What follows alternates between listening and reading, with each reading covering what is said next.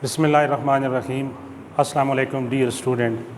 I am your physics teacher Dr. Faiz Alam, recently working as an associate professor of physics at Government Postgraduate College number 1 Aptabad. We are studying unit 3 of nuclear physics course, which is associated with nuclear particle accelerator. Today we are going to study third accelerator called cyclotron. In previous lecture, we have studied that in linear accelerator, enormous length is required in order to accelerate or increase the kinetic energy of electrically charged particle, and which is physically very difficult to produce such kind of length, because in USA, a length of few kilometer is required to install linear accelerator. In cyclotron, we restrict the motion of electrically charged particle in a circular trajectory by use of magnetic field.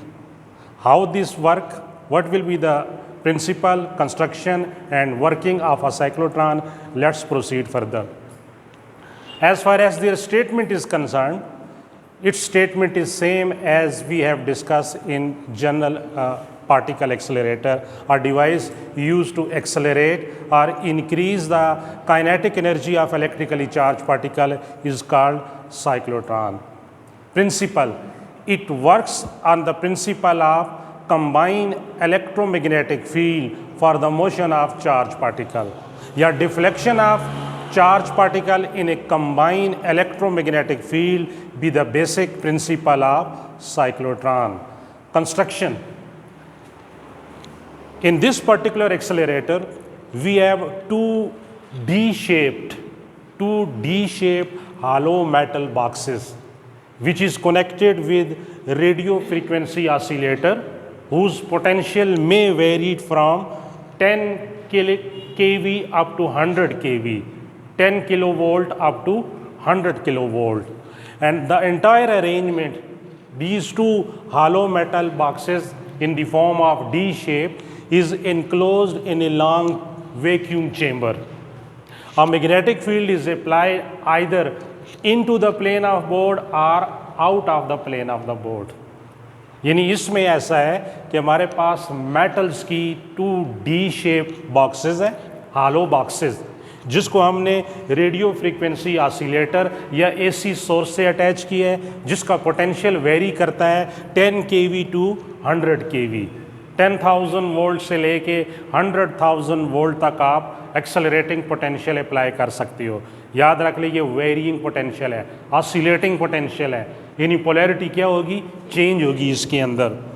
और magnetic field जो है ये either into the board, cross symbol into the board या dot symbol out of plane of the board apply की गई है। और इस सारी अरेंजमेंट को एक वैक्यूम पंप के थ्रू एक प्रेशर टैंक है जिसके अंदर इनक्लोज किया गया है, और इनसाइड कोई मीडियम नहीं है।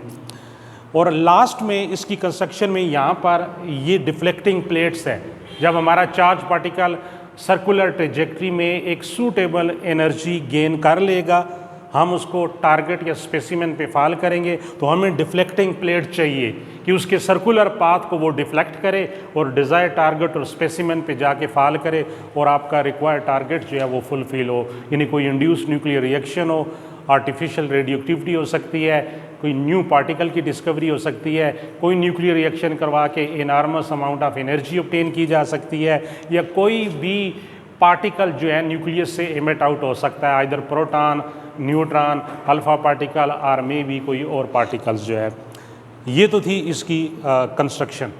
अब इसके वर्किंग की तरफ आती हैं। इंतहाई इंपॉर्टेंट पॉइंट है, कुछ जहन में रखने हैं। ये जो डीज के दरमियान गैप है, इस गैप में हमने आयन सोर्स रखा हुआ है।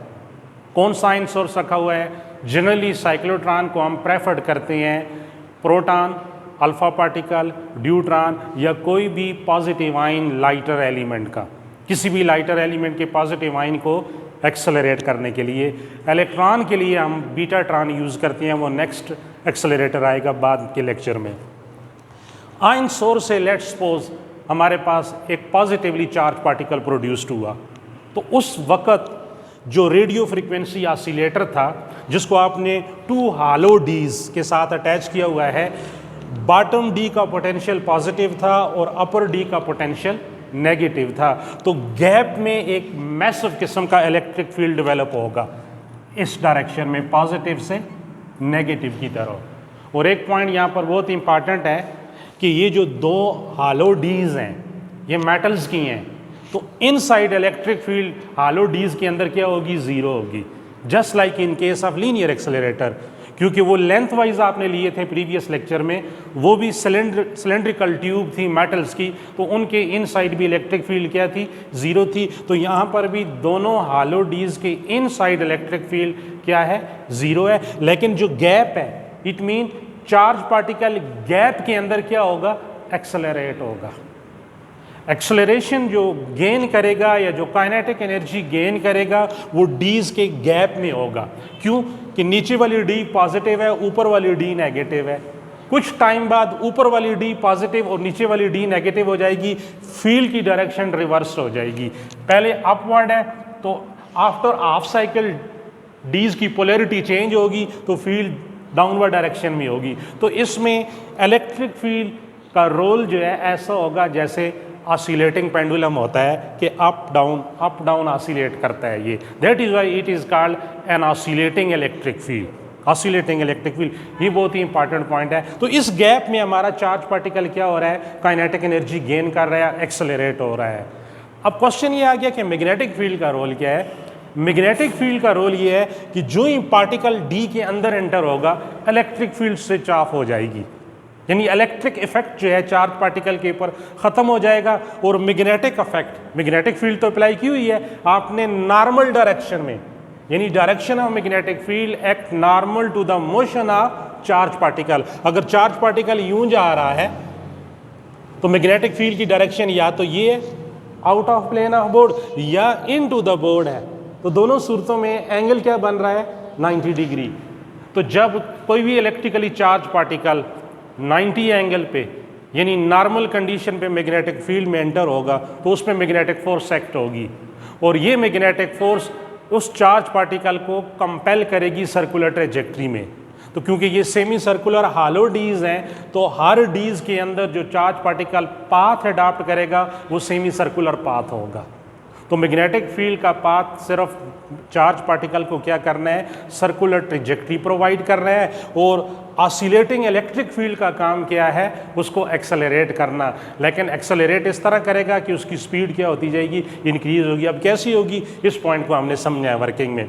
मैंने कहा कि लेट्स सपोज कि D2 जो है इसका पोटेंशियल पॉजिटिव है और D1 ऊपर वाली इसका पोटेंशियल क्या है, नेगेटिव है। पॉजिटिवली आयन प्रोड्यूस्ड हुआ तो वो किस डायरेक्शन में जाएगा, टूवर्ड्स D1 नेगेटिव प्लेट की तरफ, ये अपवर्ड जाएगा। अब यहाँ पर इलेक्ट्रिक फील्ड 0 है तो मैग्नेटिक फील्ड के इफेक्ट की वजह से ये चार्ज पार्टिकल क्या करेगा, ये सेमी सर्कुलर पाथ अडॉप्ट करेगा।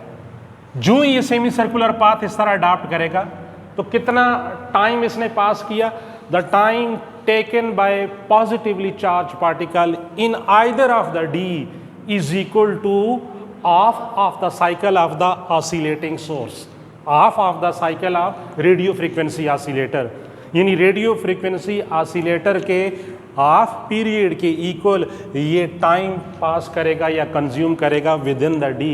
जब हाफ साइकिल गुजरा तो पोलैरिटी ऑफ द सोर्स क्या हो जाएगी, रिवर्स हो जाएगी। यानी अब ये ऊपर वाली डी जो है ये क्या हो गई, पॉजिटिव हो गई और नीचे वाली डी जो है वो नेगेटिव हो गई। फील्ड की डायरेक्शन क्या होगी, टॉप से बॉटम। अब गैप में पार्टिकल दोबारा क्या होगा, एक्सेलरेट होगा। तो इट मीन जो पहले इसको स्पीड इसने गेन की थी, लेट्स सपोज वो v1 है, तो अब जब ये दोबारा सेकेंड गैप में जब ये आएगा तो इंक्रीजिंग स्पीड के साथ आएगा। तो इसकी स्पीड इंक्रीज होगी, ये डाउनवर्ड आया और ये दोबारा क्या करेगा, सेमी सर्कुलर पाथ में मूव करेगा। लेकिन ये वाला पाथ, सेमी सर्कुलर पाथ, पहले की निस्बत थोड़ा क्या होगा, ग्रेटर होगा। आप पूछ सकते हैं क्यों ग्रेटर होगा, कि उसने स्पीड गेन कर ली है, काइनेटिक एनर्जी गेन कर ली है। लेकिन दोनों टीज का पीरियड सेम है, सेम पीरियड है लेकिन लॉन्गर पाथ इसलिए बना है कि उसकी एनर्जी और स्पीड बढ़ गई है। तो यहाँ पर भी सेकेंड डी में भी चार्ज पार्टिकल कितना टाइम कंज्यूम करेगा, equal to the half of the period of AC source, AC source के हाफ पीरियड के इक्वल। फिर पोलैरिटी चेंज हो जाएगी। अब पोलैरिटी चेंज होगी, ये डी क्या हो जाएगी, पॉजिटिव, और ऊपर वाली डी नेगेटिव। फिर गैप में पार्टिकल क्या करेगा, एक्सेलरेट होगा, और सेकंड D1 में एंटर होगा तो फिर एक लॉन्गर रेडियस देखे बना, लॉन्गर पाथ बना, लॉन्गर पाथ ट्रेवल किया। जो ये D1 को क्रॉस करेगा फिर पोलैरिटी चेंज होगी, तो गैप में इलेक्ट्रिक फील्ड की वजह से मजीद एक्सेलरेट होगा। ये एक्सेलरेट हुआ और इस डी में एंटर हुआ तो पहले की निस्बत और पाथ। तो इस तरह पार्टिकल क्या कर रहा है, देखें ये सर्कुलर ट्रेजेक्ट्री पोजेस कर रहा है।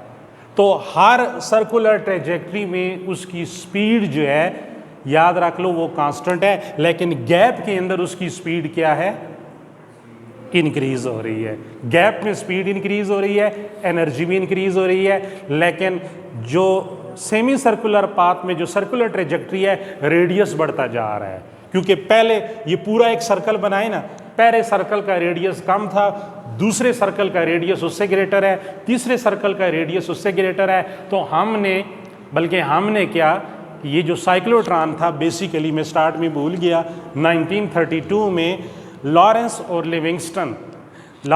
लिविंगस्टन ये दो साइंटिस्ट हैं, इन दोनों ने मिल के लीनियर एक्सेलरेटर का वो प्रॉब्लम जिसमें एक इनॉर्मस लेंथ चाहिए थी और फ्यू किलोमीटर तक पार्टिकल लेंथ या डिस्टेंस कवर करने के बाद एक्सेलरेट होता था, आपने उसकी मोशन को रिस्ट्रिक्ट कर दिया सर्कुलर ट्रेजेक्ट्री में बाय अप्लाइंग मैग्नेटिक फील्ड। तो आपकी लेंथ जो है वो कन्फाइन होके क्या होगी, कम होगी, लेकिन आपका पर्पस जो है वो क्या हो गया, फुलफिल हो गया। तो इस तरह जब पार्टिकल सूटेबल रेडियाई एडॉप्ट कर लेता है सर्कल के अंदर और एक ख़ास काइनेटिक एनर्जी और स्पीड गेन कर लेता है, ये जो डिफ्लेक्टिंग प्लेट्स हैं किसी एक डी के अंदर जो अप्लाई की गई हैं, ये deflecting plates electrically charge particle को डिफ्लेक्ट करती हैं और टारगेट इसी चेम्बर के अंदर एक सूटेबल पोजीशन पे टारगेट स्पेसिमेन रखा होगा, सैंपल, उस सैंपल पे जाके पार्टिकल हिट करता है और उस सैंपल में जो न्यूक्लियस होगा, न्यूक्लियस में फॉल करेगा तो इंड्यूस न्यूक्लियर रिएक्शन, या कोई भी न्यूक्लियस से पार्टिकल इजेक्ट करके बाहर निकाल देगा तो आर्टिफिशियल रेडियो एक्टिविटी हो सकती है, इंड्यूस न्यूक्लियर रिएक्शन हो सकता है, और न्यूक्लियर रिएक्शन से एनॉर्मस अमाउंट ऑफ एनर्जी मिल सकती है, या किसी न्यू पार्टिकल की डिस्कवरी हो सकती है, ट्रांसपोर्टेशन ऑफ एलिमेंट हो सकता है। तो जो एक्सेलरेटर के एडवांटेजेस हैं वो सारे के सारे यहाँ पर क्या किए जा सकते हैं, फुलफिल किए जा सकते हैं। ये तो थी इसकी वर्किंग। अब इसमें हम मैक्सिमम कितनी एनर्जी दे सकते हैं, किसको, पार्टिकल जो एक्सेलरेट किए जा सकते हैं साइक्लोट्रॉन में, प्रोटॉन, अल्फा पार्टिकल या ड्यूट्रॉन या कोई भी पॉजिटिव आयन लाइटर एलिमेंट का। तो हम जो पार्टिकल को एनर्जी दे सकते हैं वो ऑलमोस्ट इक्वल है 10 MeV टू 50 MeV, यानी 10 मिलियन इलेक्ट्रॉन वोल्ट से लेके up to 50 million electron volt तक हम पार्टिकल को एनर्जी गेन करवा सकते हैं बाय यूज़ ऑफ साइक्लोट्रॉन।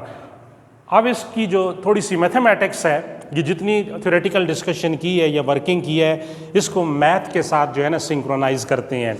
तो जैसे मैंने कहा कि इसका जो प्रिंसिपल था, इस सारी डिस्कशन के बाद अब आपके जहन में आ जाना चाहिए कि साइक्लोट्रॉन का प्रिंसिपल क्या है, it works on the deflection of या motion of charge particle in a combined electromagnetic field. क्योंकि दोनों फील्ड है, एक फील्ड एक्सेलरेट कर रही है, काइनेटिक एनर्जी गेन करवा रही है, और दूसरी फील्ड उसको क्या कर रही है, सर्कुलर ट्रेजेक्ट्री में कंपेल करवा रही है। तो हम मैग्नेटिक फोर्स, मैग्नेटिक फील्ड का जो यूटिलाइजेशन है उसको यूज़ करते हैं कि जब मैग्नेटिक फील्ड में एंटर होगा चार्ज पार्टिकल, उसमें मैग्नेटिक फोर्स एक्ट होगी, तो मैग्नेटिक फोर्स क्या प्रोवाइड करेगी, सेंट्रीपिटल फोर्स।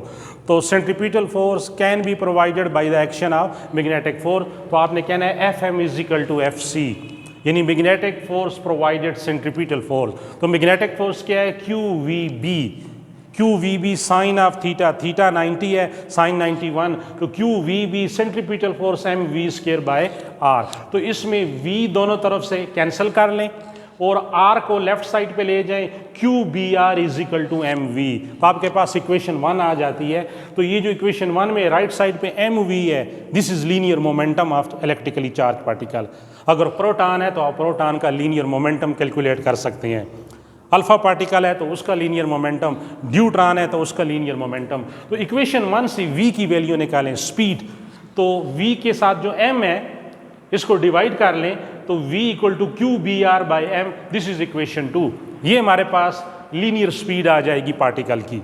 अब क्योंकि पार्टिकल लीनियरली भी मूव कर रहा है और सर्कुलर पाथ में भी मूव करता है, तो लीनियर स्पीड और एंगुलर स्पीड का एक रिलेशन है, v is equal to R omega, बहुत ही कॉमन रिलेशन है।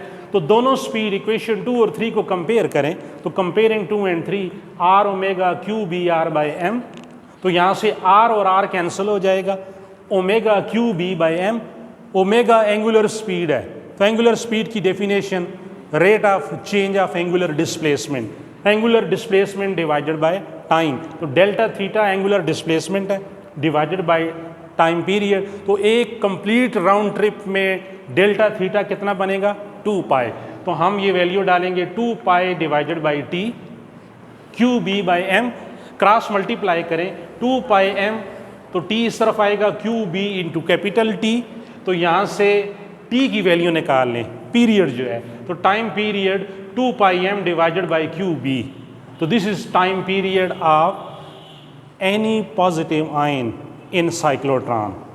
साइक्लोट्रॉन के अंदर किसी भी पॉजिटिवली चार्ज पार्टिकल का जो पीरियड है वो आपके पास इक्वेशन 4 में नज़र आ रहा है। और ये पीरियड देख लें, इससे फ्रीक्वेंसी बनाएं, फिर आगे बात करते हैं। तो फ्रीक्वेंसी इसका रेसिप्रोकल होगी, तो जब आप फ्रीक्वेंसी का रिलेशन लाएंगे तो ये रेसिप्रोकल क्यू बी ऊपर जाएगा 2 pi M, equation 5।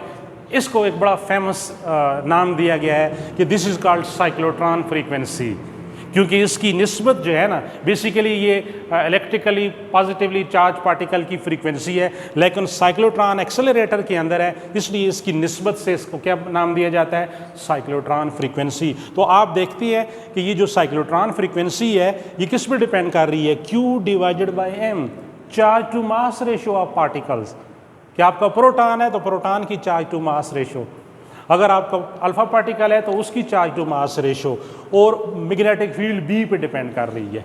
It is independent of speed and radius, speed और रेडियस पे डिपेंड नहीं कर रही है, ना पीरियड कर रहा है स्पीड और रेडियस पे, और ना ही फ्रीक्वेंसी डिपेंड कर रही है। तो ये दो बड़े इंपॉर्टेंट पॉइंट हैं जो यहाँ से नज़र आ रहे हैं।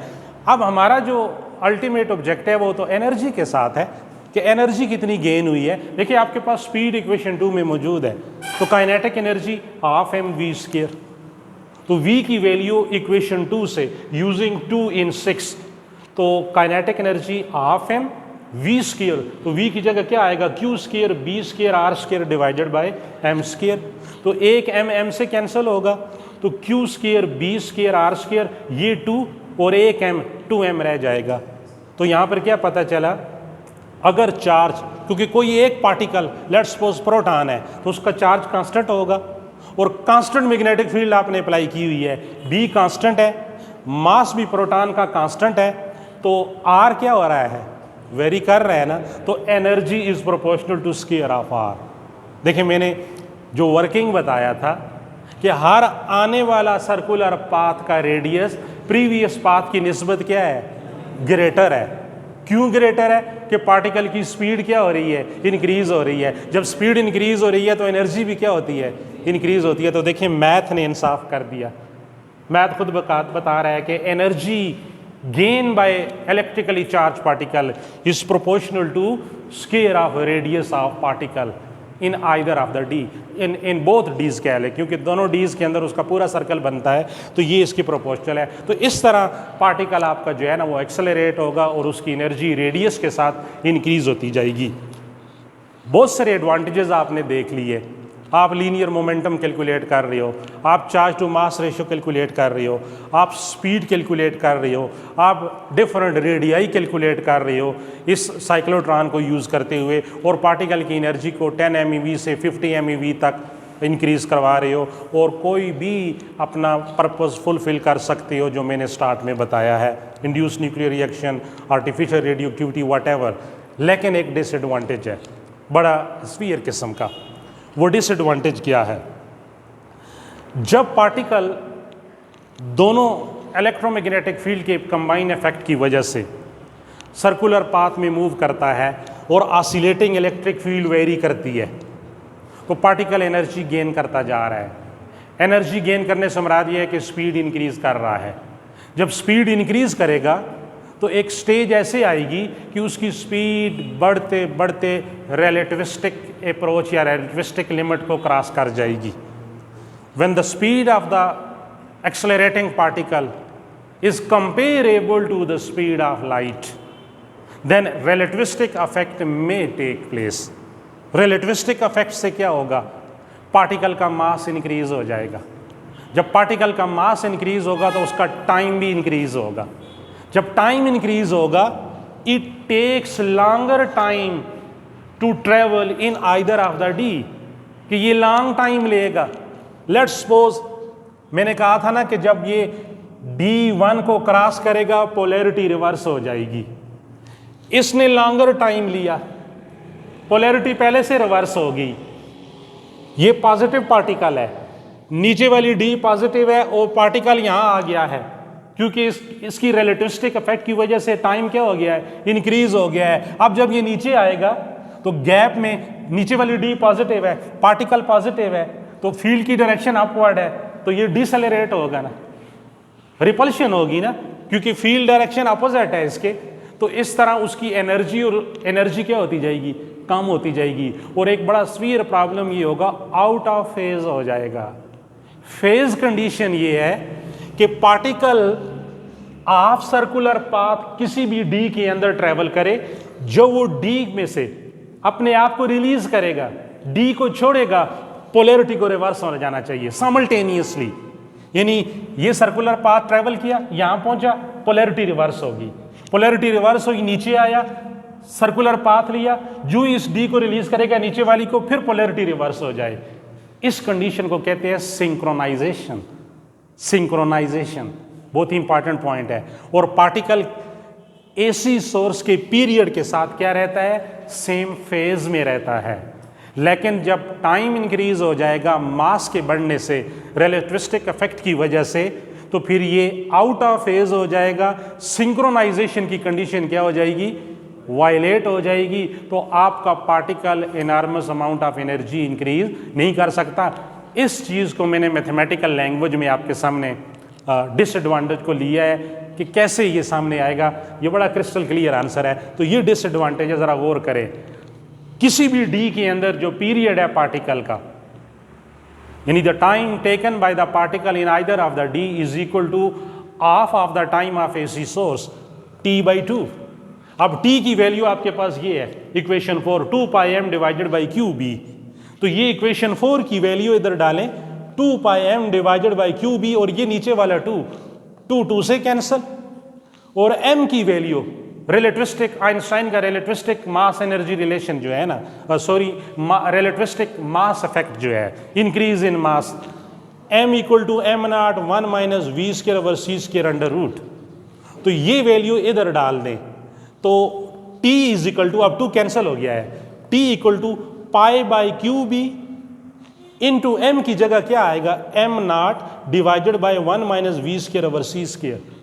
तो अभी मैंने क्या कहा था कि जब v बढ़ेगी, स्पीड बढ़ेगी, जब स्पीड बढ़ेगी तो टाइम क्या होगा? इंक्रीज हो जाएगा। टाइम इंक्रीज होने से क्या मुराद है?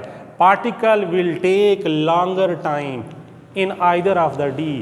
तो जब वो लॉन्गर टाइम लेगा, उसका पीरियड एसी सोर्स के पीरियड के साथ सिंक्रोनाइज नहीं होगा, तो ये आउट ऑफ फेज चला जाएगा। तो ये बजाय गैप में एक्सेलरेट होने के, काइनेटिक एनर्जी गेन करने के, वो डिसेलरेट होता जाएगा।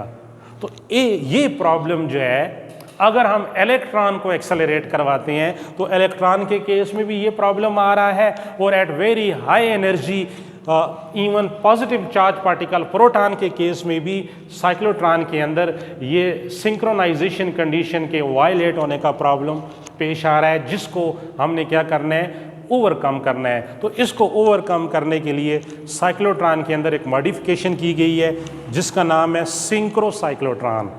सिंक्रो साइक्लोट्रॉन, यानी जिसमें आप ये माइंड में रख लें कि हमने ये जो ऑर्बिट है इसके ऑर्बिट को इस तरह एडजस्ट करना है कि जब ये किसी सिंगल डी को क्रॉस करके बाहर गैप में आएगा तो उस वक्त पीरियड ऑफ एसी सोर्स क्या हो जाना चाहिए, चेंज होना चाहिए, वो सिंक्रोनाइज्ड हो, सेम फेज में रहे और पार्टिकल एनर्जी क्या करता रहे, गेन करता रहे।